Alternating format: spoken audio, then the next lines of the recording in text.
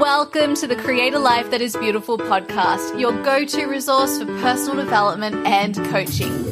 I'm your host, Letitia Ringe, and I'm so glad you're here. Welcome back to the podcast, everyone. I'm Letitia Ringe, your coach and host, and today we are talking about the sixth and final phase of the romantic relationship cycle, which is all about starting a new relationship and being in those first key 2 years of a relationship. Now, the way I define a short-term relationship versus a long-term relationship is a short-term relationship is a relationship that is under 2 years, i.e. a committed relationship. So you and your partner committed to being in a relationship together, and that relationship has lasted for 2 years or less.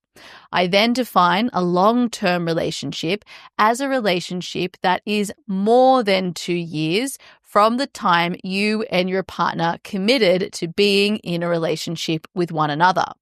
Now, the reason I like this 2-year mark is because I know of so many people who really struggle to create a relationship that goes beyond 2 years.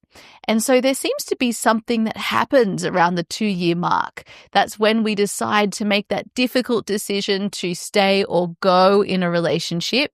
And for many people, I believe most of the time that we choose to leave a relationship in that time is not actually because we're not compatible, but it's actually because there's either a fear of commitment or we do not have the skills to create the relationship we want. Now, this is especially the case if you follow my process and tips for consciously approaching the dating phase of the romantic relationship cycle.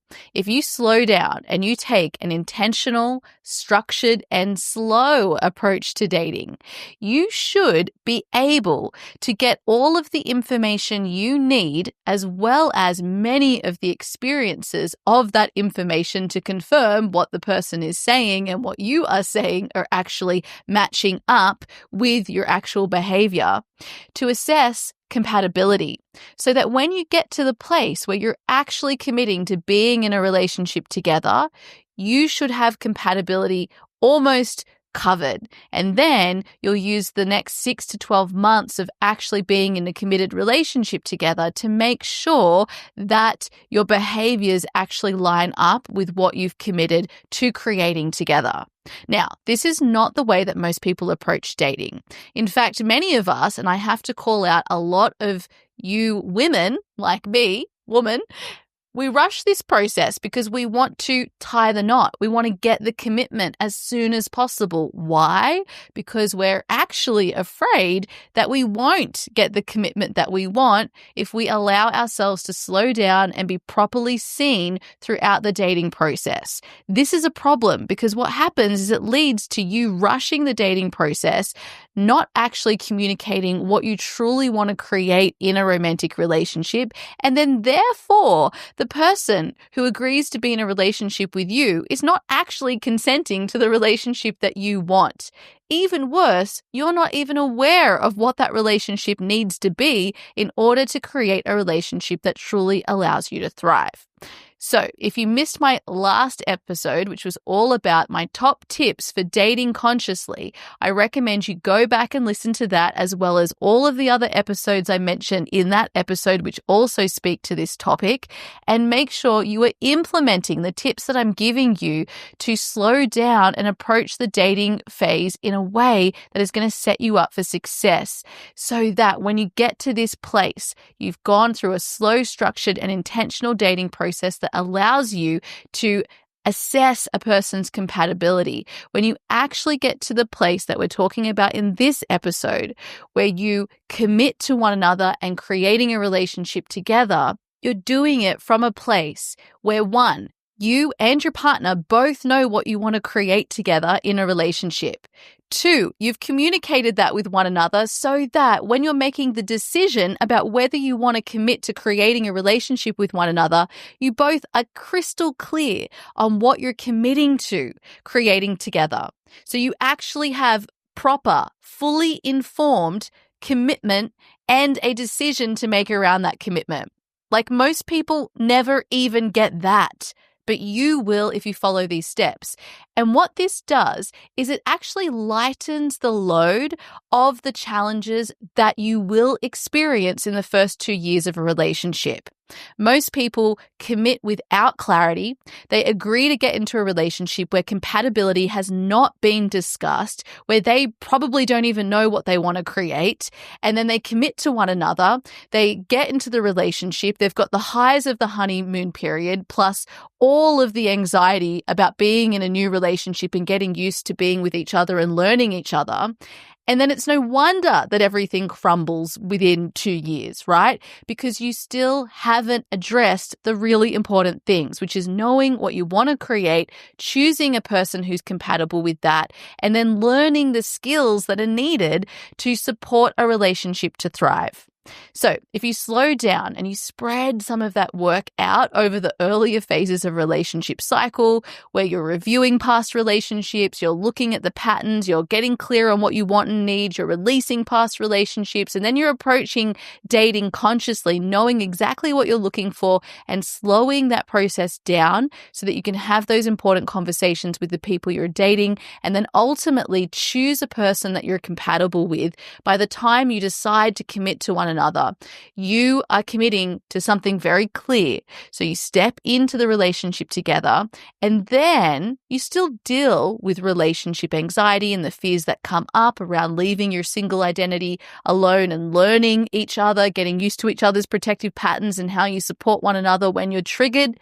You still have to learn those relationship skills and apply them with this relationship and this new person that's in front of you. You're still going to go through all the new phases of being in a relationship together, like moving in. You might even get engaged. You might get married. Like, who knows? There are different milestones that happen in these initial years for some couples, and they are big deals. So there's a lot going on in the first 2 years of a relationship potentially, and you don't want to add on top of that figuring out what you want in a relationship and what you want to create together, getting clear on whether you're compatible, and then also releasing past relationships and experiences you've had with other people. But truly, that is what most people enter into a new relationship with. So it makes sense that many people do not make it to the 2-year mark. In my opinion, you should actually know whether a person is right for you and truly compatible within 6 to 12 months of being in a committed relationship with one another, because of all of that work you do through the dating process and all of the work you've done, hopefully even before the dating process, to understand what you want and need in a relationship and to heal any of those past relationship experiences that could be getting triggered and leading to relationship breakdowns in other relationships you enter into. Within 6 to 12 months, you should know, are we actually compatible with what we said we would create? And the only reason you wouldn't be is if there is some incongruence between what you were telling each other in the dating process and the behavior that shows up once you're in a relationship together. Now, in my opinion, and even in my own experience of relationship, once you have made that commitment, there should be a very small percentage of you who don't proceed with the relationship, because any incongruence that comes up once you're in a relationship, after you've consciously dated each other and gone through that test to make sure you're compatible through the slow, intentional dating process I recommend, that should be the exception, not the rule, that you find that there is actually incongruence between what was being said and what was being shown through the dating and what is actually happening once you're in a relationship together. But this is not how most people experience it. Most people will split up in those first 2 years, and it's because of trying to rush the process. It is because of being scared to slow down and be radically honest with yourself and your partner. It is because of approaching relationship and dating from a place of scarcity, where you believe that there isn't a person who wants the same things as you. It's also because we're too scared to actually ask for the things that we want, even just to ourselves, because we believe relationships are hard, you need to settle, they need to look a certain way, rather than asking yourself what will really work for you and building that vision from the inside out.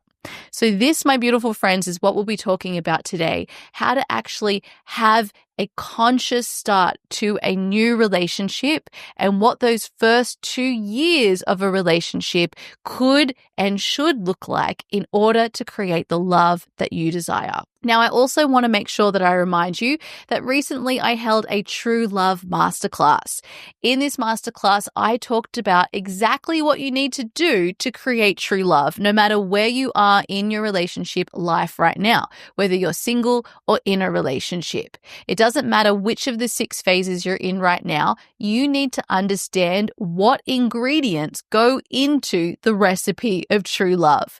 And those are the ingredients that only you have power over. I've now decided to offer the True Love Masterclass as a masterclass that you can download and watch the replay of whenever you'd like to. You can find it at letitiaringe.com/true love. And I highly recommend that if you have not taken that masterclass, that you go ahead right now and do that.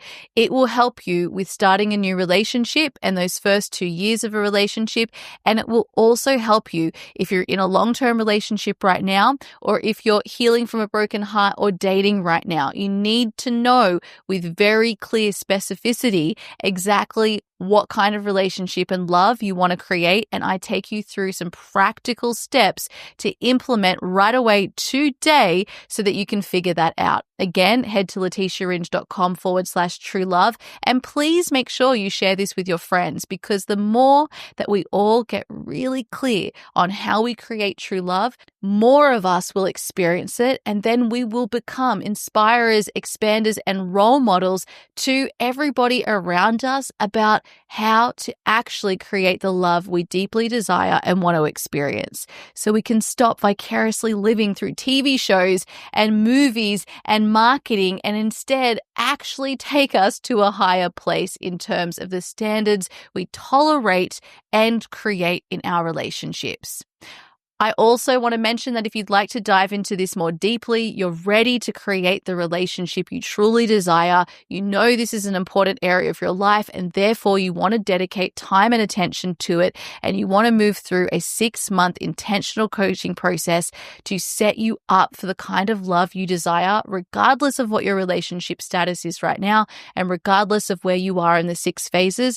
I invite you to submit your application today for my Conscious Relationship Coaching program. Head to letitiaringe.com/CRCP. After you submit your application, you'll be invited to a call.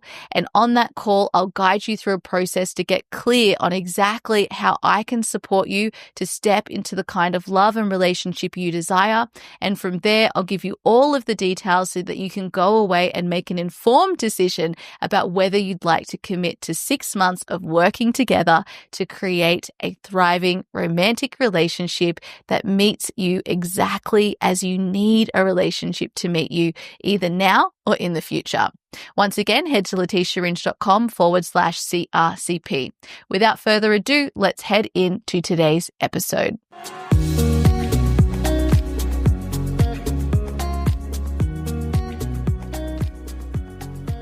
Welcome to Relate Higher, a podcast dedicated to providing the leading standard in conscious higher relating and to teaching you a conscious framework for all of your relationships. This is your go-to resource for developing meaningful, conscious relationships across your life. I'm your host, award-winning relationship coach and consultant and former family lawyer, Letitia Ringe. I'm so glad you're here. Alrighty, everyone. So let's talk about starting a brand new relationship and being in the first 2 years of a relationship. I'm going to give you my top tips. first, I want to make sure you also listen to episode 193 that I have previously published. The title is Conscious Coupling and Opening a New Relationship with Intention. That episode will be a great episode to listen to in partnership with this episode today. I do repeat some of the same ideas I'll share in this episode. However, repetition is one of the best ways to learn. And in this episode today, I also share many other tips that I haven't shared anywhere else. At the end of today's episode, I'll also be giving you a list of journal prompts that will help you implement everything you learn in today's episode. It's really, really important that you write down these journal prompts and that you actually take the time to answer them, because that is how you go from information into actually living and embodying what you're learning in these episodes. So the first tip I have for you when starting a new relationship and being in those first 2 years is this. Tip number 1, we need to begin with clear intentions and agreements for our relationship. You and your partner, when you make that decision about whether you want to be in a relationship together, whether you're committing to being in a relationship, you and your partner must clearly know, what are we committing to? And in order to answer that, you need to know what you want to create with a partner, and your partner needs to know what they want to create. And then you need to know whether your visions are aligned. Now, this information should be being discussed and worked through and found out through the dating phase of the relationship cycle. So by now, you and this person have dated, and you should have been having meaningful conversations, which will feel a little bit vulnerable. You'll have to be radically honest with each other. But if you actually do that, it puts you and your possible partner in a position to make an informed decision, to actually give your consent to the relationship that you're creating. Now, what most people do is they first of all, don't even ask themselves, what do I want to create? And then second of all, they aren't honest with the other person about what they're wanting to create.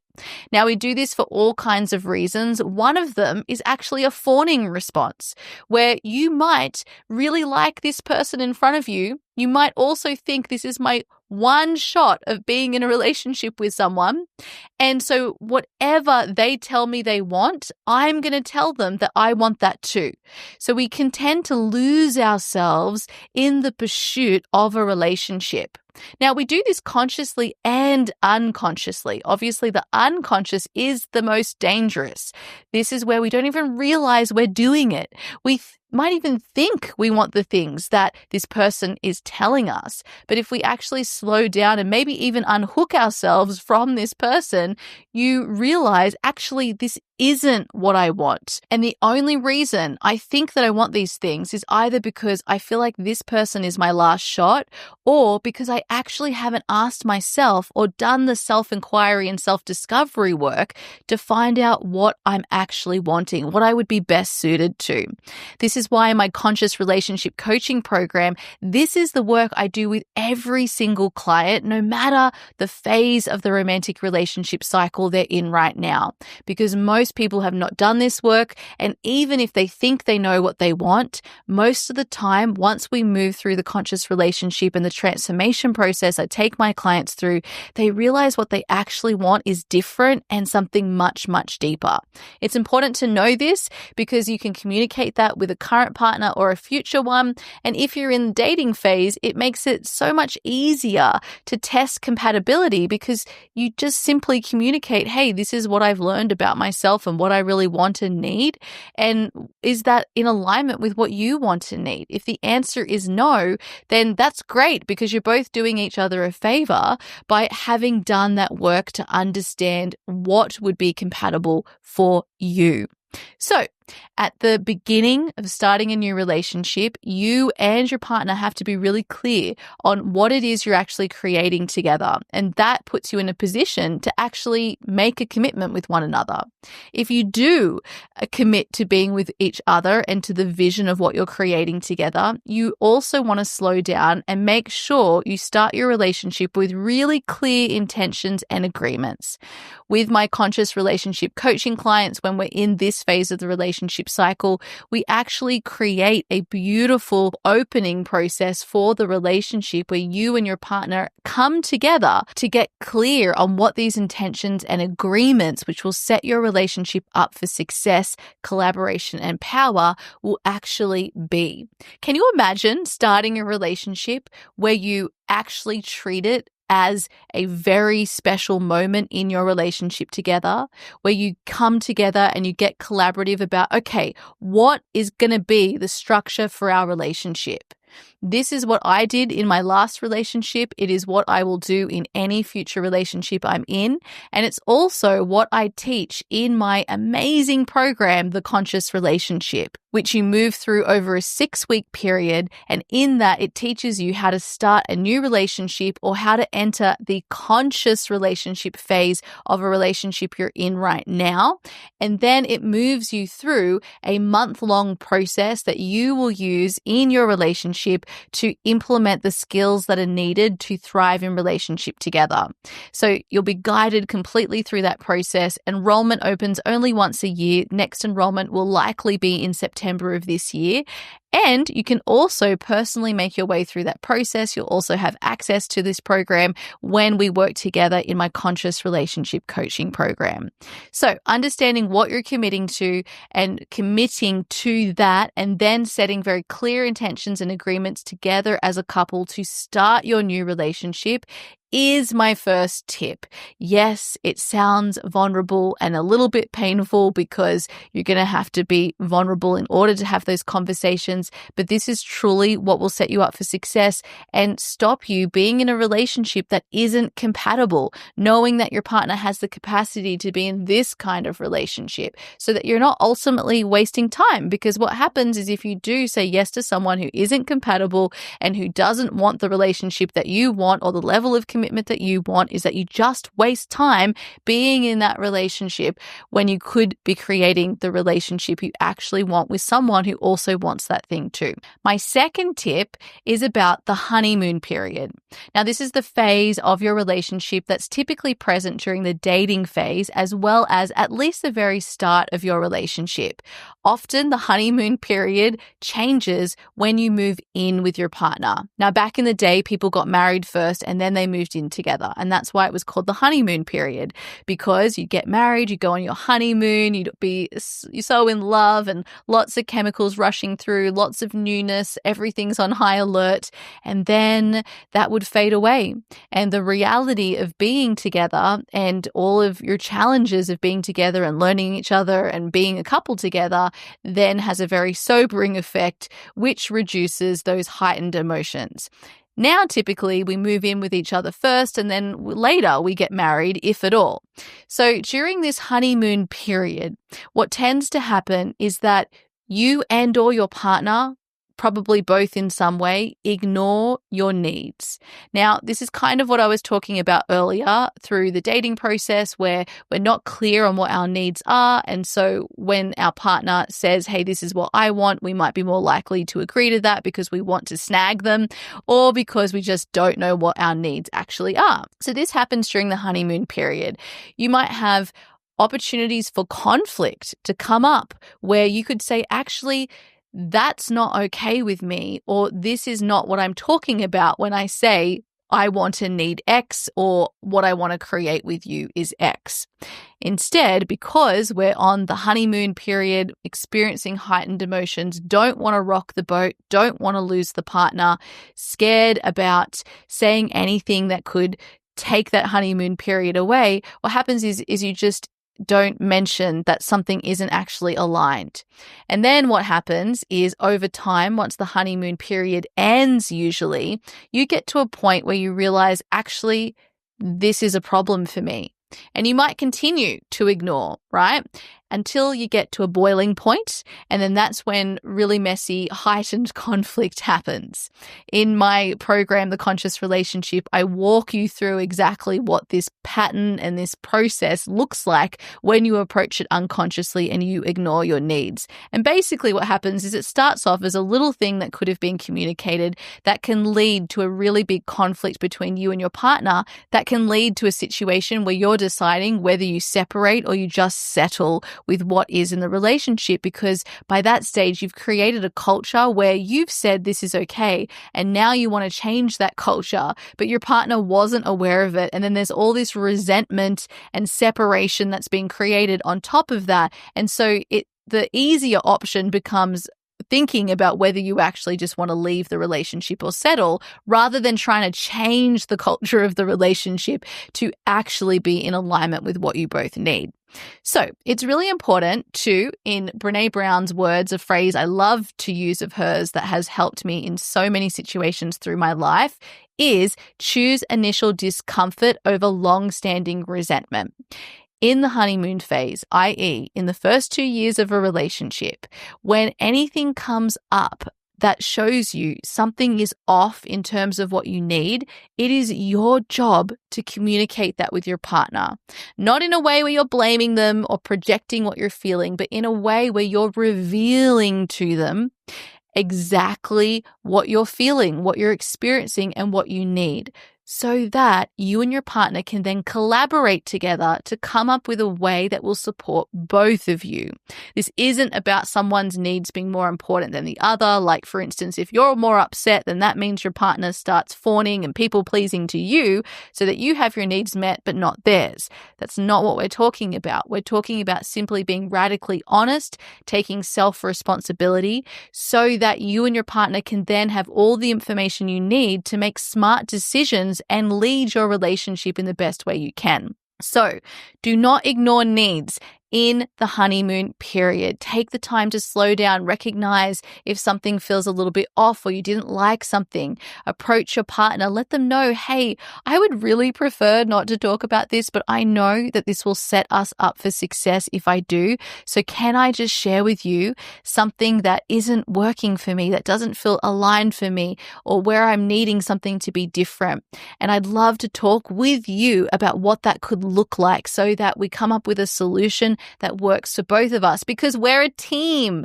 We're in this relationship together. And when I thrive, you thrive. When we come up with ways that support both of us, that supports our relationship to thrive. Okay. Tip number 3 is to focus your attention in those first 2 years of your relationship on learning and practicing the 6 core skills that are needed for a thriving relationship. Now, I have done the work to break down what these 6 skills are, and I have already published a series of episodes that deals with each of these 6 skills. Those 6 conscious relationship skills are as follows. Number 1, commitment. Number 2, communication, as in conscious communication. Number 3, connection, sex, and intimacy. Number 4, healthy conflict. Number 5, collaboration. And number 6, consciousness. In order to create a thriving, successful, healthy, secure relationship that truly supports both you and your partner and your own personal growth, as well as creating a relationship that allows your attraction for each other to get even stronger over time and truly allows both of you to thrive in relationship together, you need 6 core skills. These are not skills that you should just know. No one does. They are skills you have to learn and practice.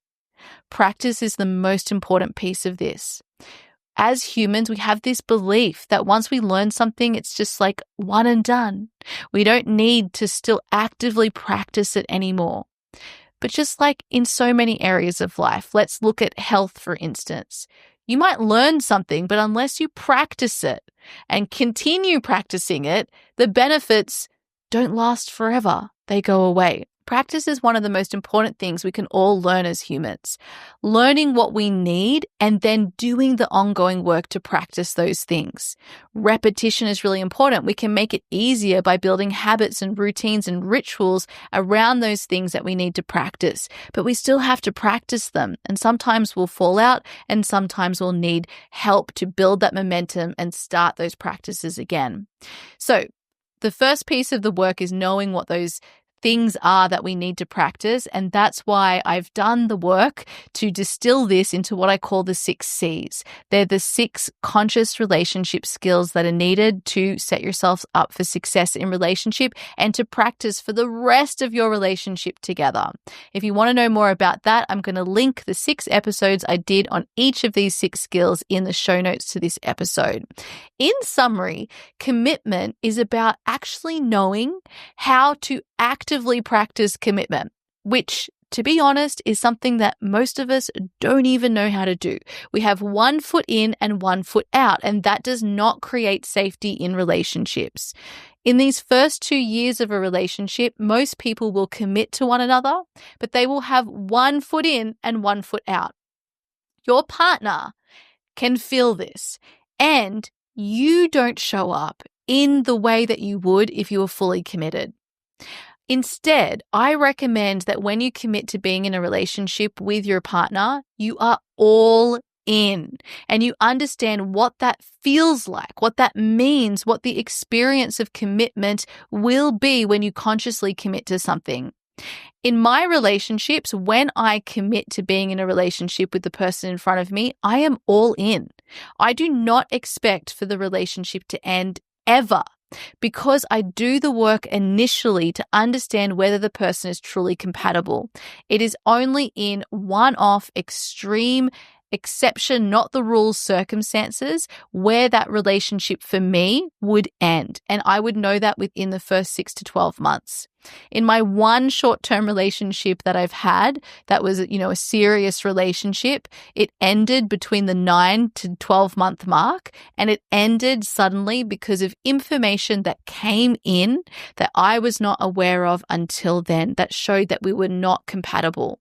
I couldn't have known it before. Maybe there were some signs, but there was an event that took place that showed that to both of us. And so we closed the relationship.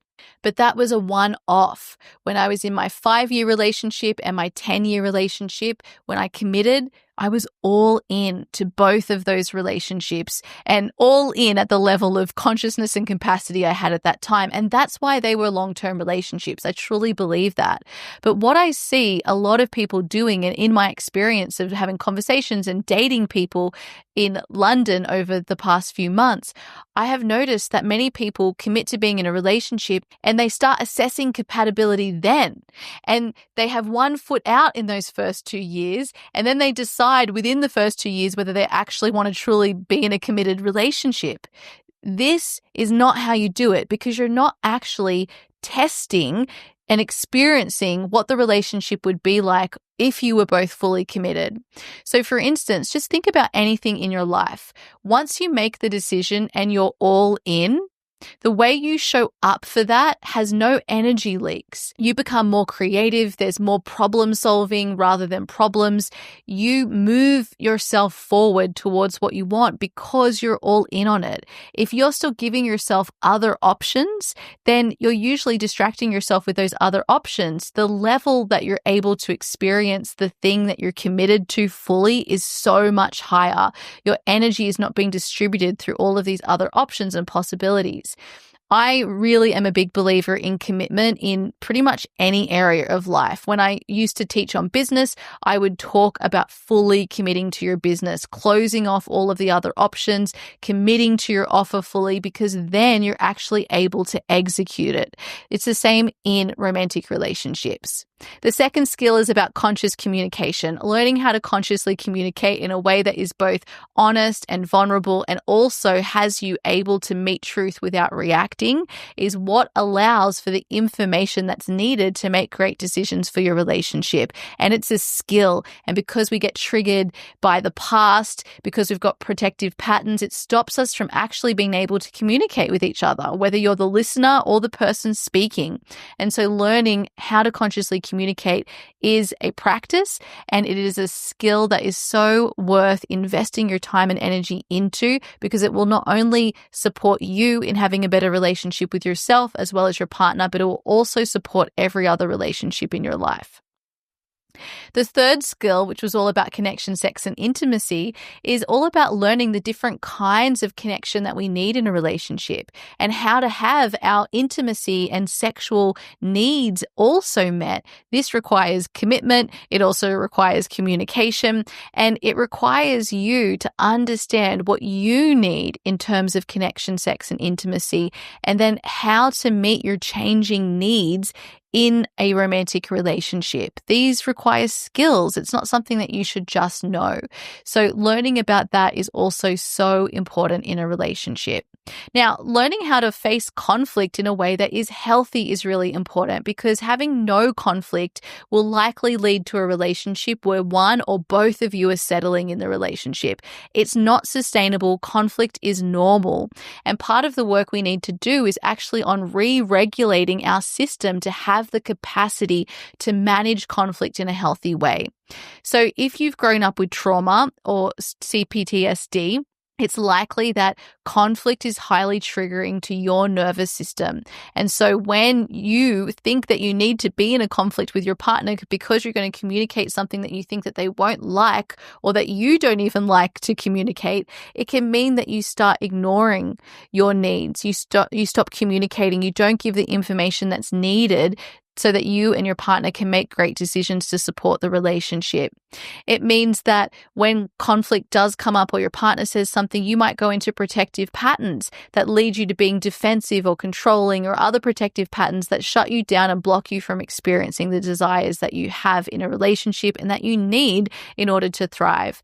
So being able to re-regulate the system, to learn how to approach conflict in a way where your body and brain are up to speed, that this is normal, it's okay, nothing's going wrong, and you're able to have the capacity for the honesty that's needed for a relationship to thrive, is a highly useful skill to learn and practice in a romantic relationship. The fifth skill is collaboration.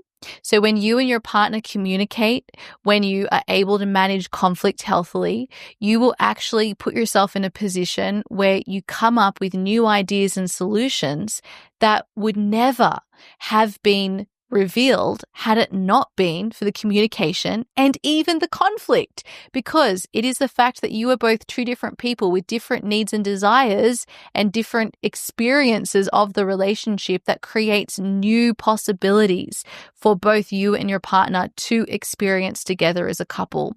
This is what has you showing up as a powerful team, where you're on the same team and you're also creating new energy and experiences together that would not be possible if it weren't for your relationship together, i.e., you couldn't get there on your own. Being in this collaborative energy is what sets couples who are power couples magnetic apart from couples who are settling and also do not appear to be on that same team.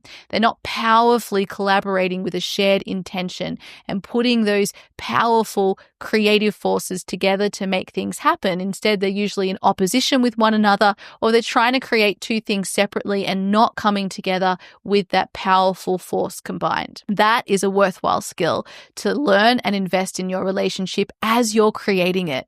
And then the sixth conscious relationship skill is consciousness itself.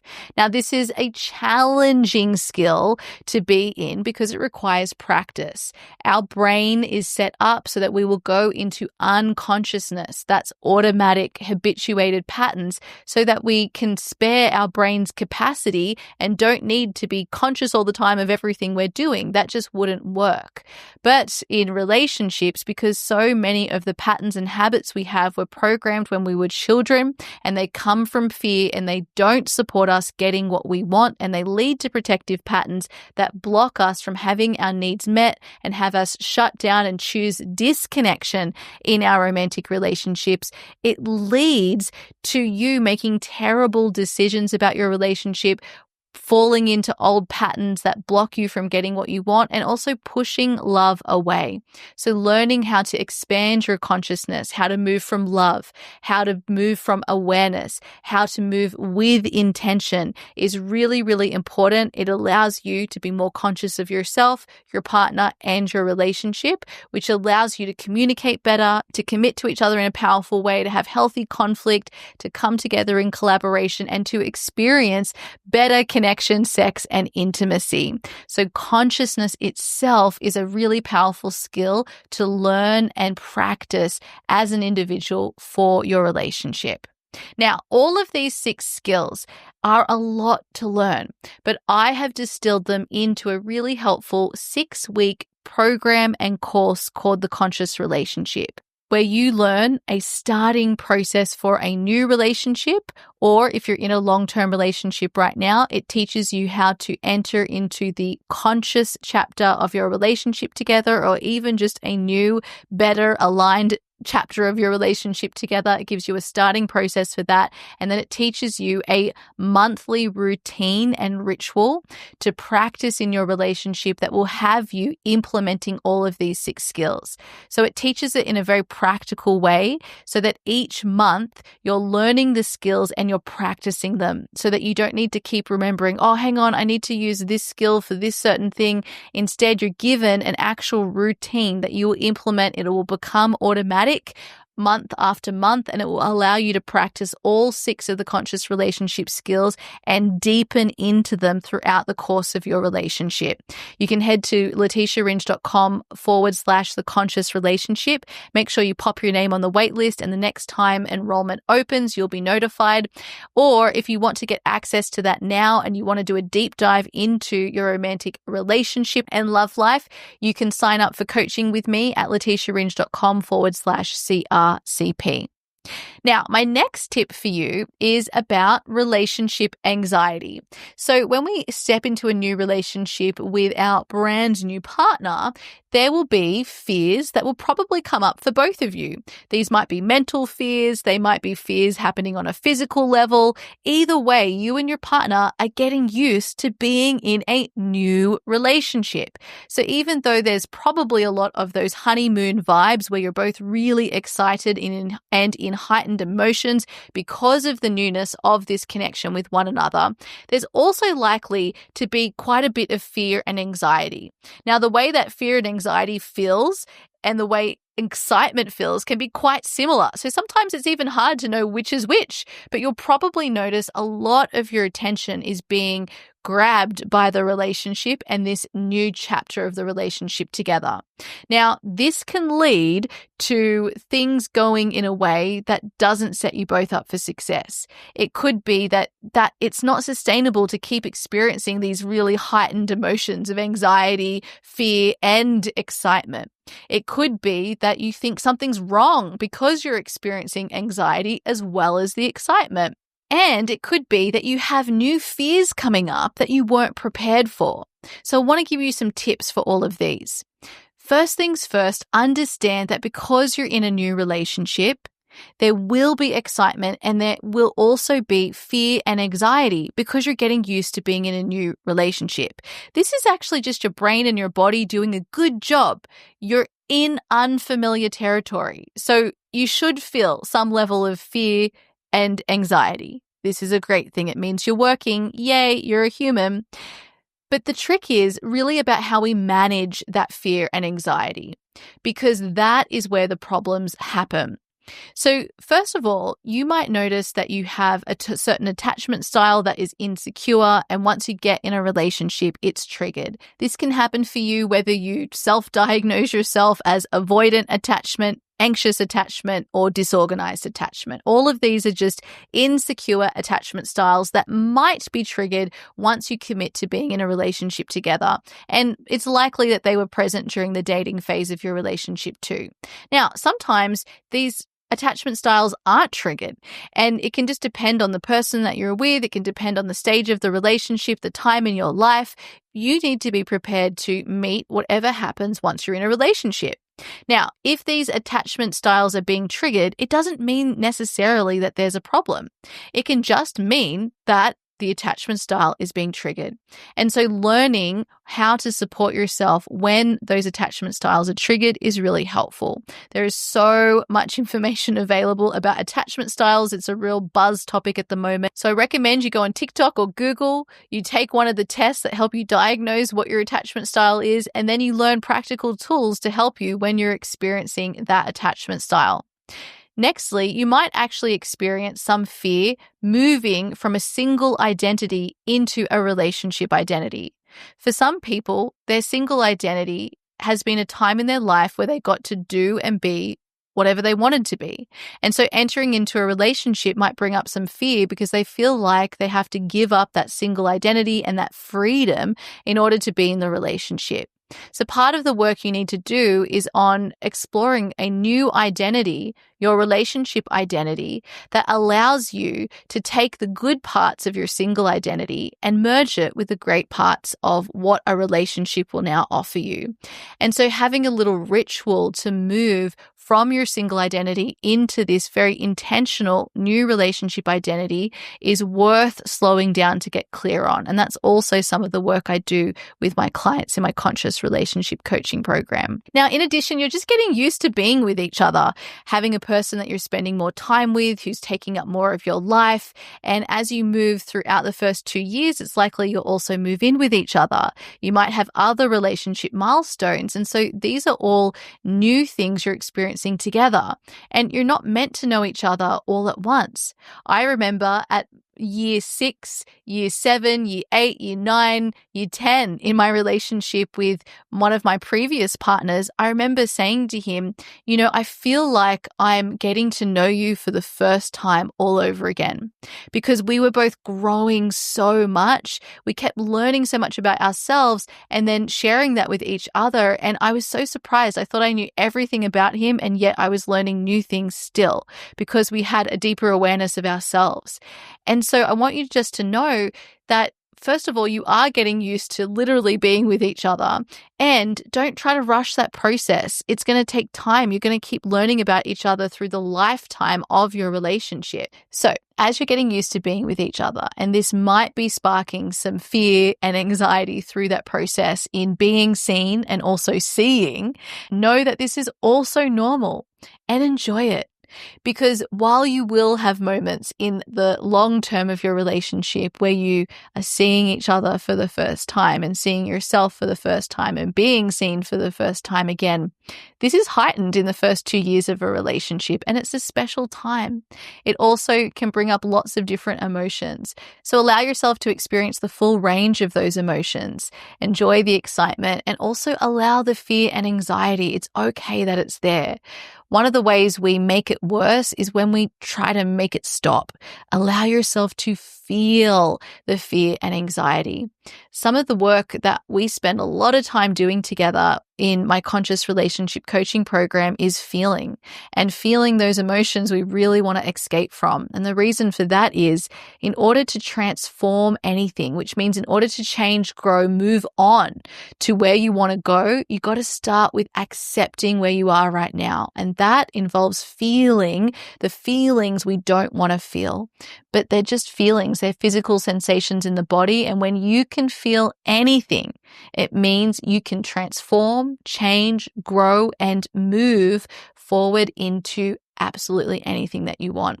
Now, during the first 2 years of this relationship, you'll also have protective patterns that become triggered by each other. You'll notice, oh my gosh, I'm in this pattern that I cannot seem to get out of, or you might not even be aware that the pattern's happening, but your partner will be. And usually, your patterns trigger one another into each other's protective patterns. Now, I've done a whole episode about protective patterns. I'll link it in the show notes to this episode. But in summary, protective patterns are those strategies you learned when you were a child or in previous relationships to get your needs met, but they are getting met in a way that is leading to disconnection in your romantic relationship, and they block you from having your core desires from being met. So they're protective because they're coming from a place that is usually from a place of defense rather than from a place of connection. So what we want to do is learn how to meet those needs in healthy, connective ways that actually create connection between you and your partner rather than pushing each other away or continuing to trigger each other into defensive strategies.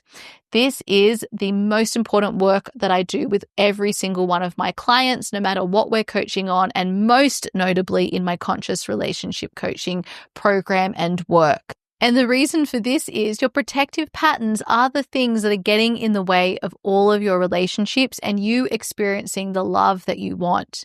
Not only this, protective patterns also get in the way of you really understanding what you more deeply want and need in a relationship. So if you have a need, for instance, of safety that is not being met within yourself, it's likely what you think you want and need in a relationship will be very different to the version of you that feels safe. Now, we can't access those deeper needs and desires unless we learn how to shift our protective patterns and get our unmet childhood needs met in ways that are actually healthy and lead to connection.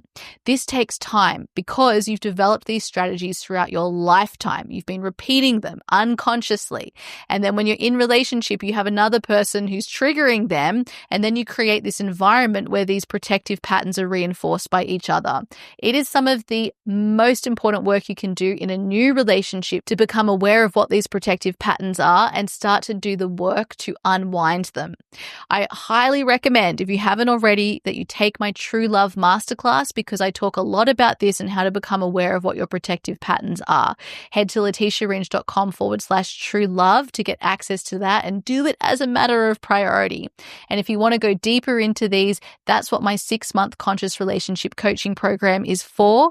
We spend 6 months really unwinding these patterns so that you're creating a relationship that you actually really want and need that comes from this deeper place.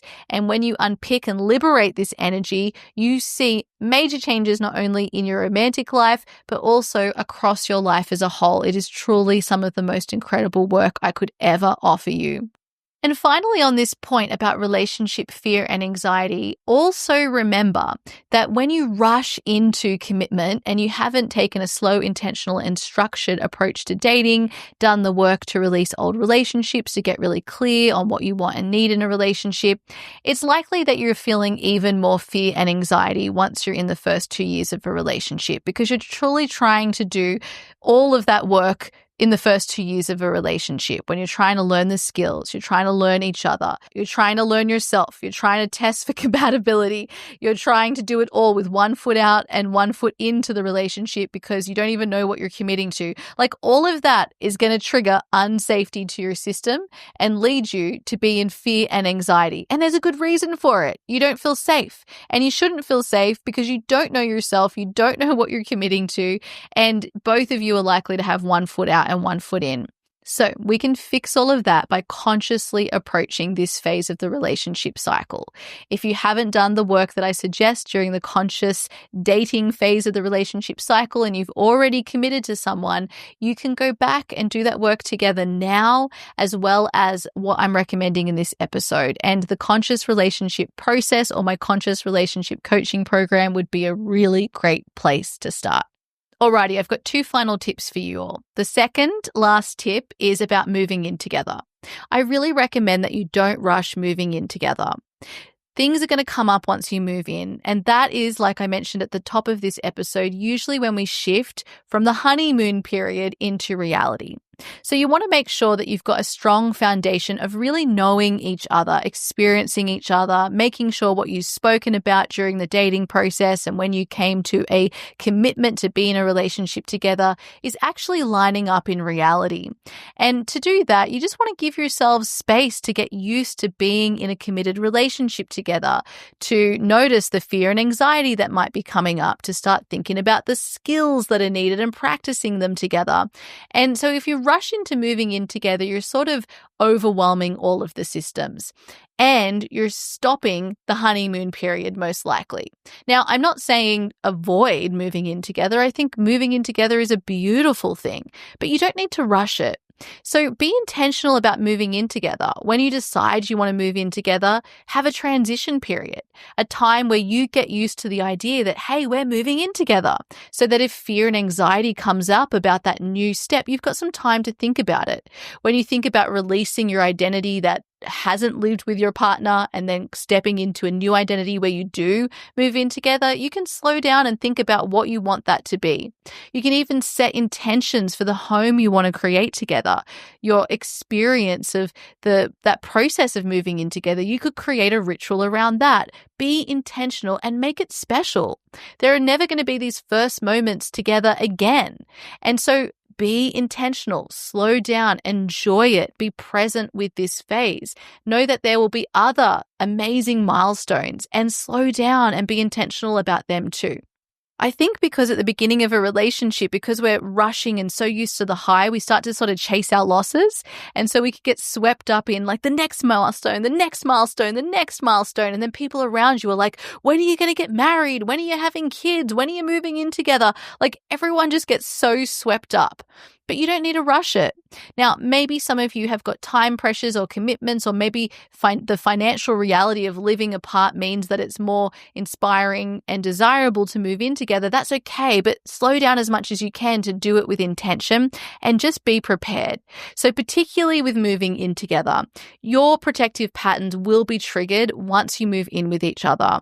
The honeymoon period is likely to go away because you're just going to get used to being together. And this can also do things to your attraction to one another because you're becoming more comfortable with each other, right? So you're no longer relying on the attraction from excitement because of newness. You're now needing new skills to create attraction that you may not have experienced. And for some people, that can seem like something's wrong. It's like if you understand polarity, I'll link the episode I've done about polarity. This is where you and your partner actively polarize each other in terms of masculine and feminine energy in order to create magnetism and attraction. When you move in with one another, it is very normal for polarity to actually reverse, where you both become more of the same. And so it means that magnetism and attraction can seem like it's going away, but you just need to know how to repolarize the relationship and how to create that attraction together. So it's not something's going wrong, it's just what is needed is shifting. And that's where skill really comes into play. And that's what I also teach when I'm talking about connection, sex, and intimacy. So don't rush and prepare for what might come up. Don't expect everything to be great when you move in with each other. Give time for things to come up and for it to feel uncomfortable, for there to be conflict. Give yourself space to get used to living with one another and accept each other in that process, because you're both going to have your own emotions coming up. And if we're trying to rush through it and then assess whether the relationship is right, it's going to set us up for failure. If you can go in and be fully committed to each other before you move in with each other, and then when you move in with each other, be fully committed and expect that you're going to have things come up, that's going to set you up for success. And if you can be intentional about what you want to create and how you're going to manage that conflict and those protective patterns, and even support yourself through that and have the skills ready to support you, you are going to set yourselves up to thrive and also actually enjoy the experience because you'll be present for it. Now, my final tip for starting a new relationship and setting yourselves up for success in those first 2 years is that from the moment you commit to each other, be all in. Now, if you follow what I recommend for the dating process, where you both get clear on what you want to create and you have the conversations to make sure that those visions are aligned and you clearly know what you're both committing to when you have the conversation to start a relationship together, my advice is that you're all in. Both feet all in. You're creating and building a long-term relationship with each other. Don't have one foot out because you can't really assess whether the relationship is what you want it to be unless both feet are in. You're not going to be able to make an informed decision because you don't know what it actually looks like when you are fully committed to the relationship. Once again, I fully believe that you should know within 6 to 12 months of being in the relationship whether there is anything that's significantly incompatible. And that would be a result of something new coming to your attention once you're together. And this would be the exception, not the rule. It should only be in very small percentage of cases that something new does come to your attention that shows you that you're incompatible. As long as you and your partner are committed to doing the ongoing work to make the relationship thrive and your visions are compatible, you should be able to work through anything that comes up together as a couple, even changes to that vision, unless it's something so important that you couldn't live without. But first ask yourself, how could we collaborate and come up with a new solution that would meet both of our visions in order to keep this relationship thriving? There will be times throughout a long-term relationship where you are on the same page and then you weren't. And there can be solutions that are created as a result of those differences. It doesn't necessarily mean that you need to split up, but a new option is becoming available. So in those first 6 to 12 months, be all in, and it would only be in exceptional cases where you discover that actually you're not compatible. As long as you and your partner are both committed to doing the work to make the relationship thrive, you're both all in, and you've assessed for compatibility in the dating process. So be all in and give yourself what you need to set yourselves up for success. Okay, so to wrap up all of these tips, I've got some journal questions for you all. Make sure you answer these to implement today's episode. Question number 1, what do I want to create with my partner? Question 2, what do they want to create? Question 3, are our visions aligned? Question 4, what are we committing to? Question 5, what skills do we need to learn to thrive together? Question 6, what fears are present as I commit to this? Question 7, am I rushing the process? Question 8, am I truly all in on this, the journey of creating this relationship together? Question 9, what are our protective patterns and how will we support ourselves when and as they are triggered? Once again, I recommend you check out my True Love Masterclass. You can do that at letitiaringe.com/true love. It's completely free. I also recommend you pop your name on the wait list for the conscious relationship at letitiaringe.com/the conscious relationship. I recommend you listen to the prior episode all about conscious dating and the episodes that I have referred to in that episode. I also refer you to episode 193, which is all about starting a new relationship as well. And finally, if you'd love support as you approach your love life consciously and do the work to set yourself up to thrive in relationship either now or in the future, make sure you submit an application to coach with me at letitiaringe.com/CRCP. All right, my beautiful friends, I look forward to seeing you in the next episode. Goodbye for now. Thank you for listening to the Create a Life That Is Beautiful podcast, your go-to resource for personal development and coaching. To deepen your learning and practice, make sure you're subscribed to receive our community newsletter. Subscribe at letitiaringe.com/newsletter. And if you haven't yet left a 5-star review for the podcast, we ask that you please do that now so that this podcast can reach other listeners who also want to join us in creating a life that is beautiful.